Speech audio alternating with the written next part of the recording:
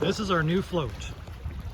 We decided to go with a anchor system. So there's two 4-ton concrete blocks, probably somewhere around out here, another one out here, which holds hooked onto by a 3/4 inch chain, which comes up right up the middle.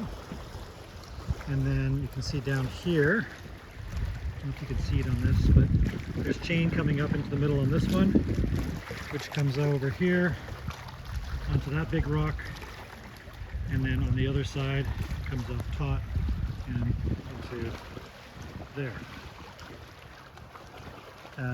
So that's what we did with that. And then our ramp, this is still the original ramp. Nothing's changed there except for at the top of the cliff we have our cedar tree is now, our dead cedar tree is now missing. As you can see, it's fallen. There's the rickety ladder, and you can see there is where the anchor is hooked onto with the new cedar tree. Take you up the cliff.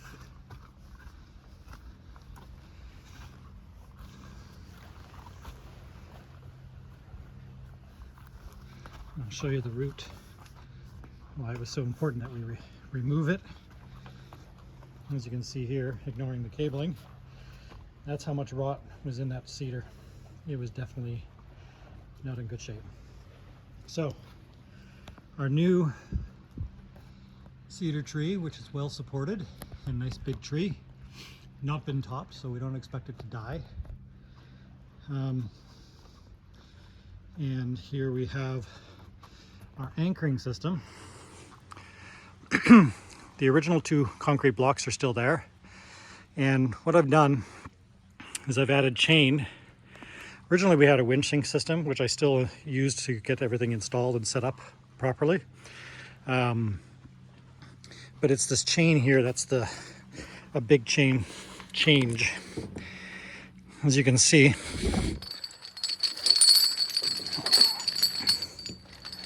we lift it, the chain comes down.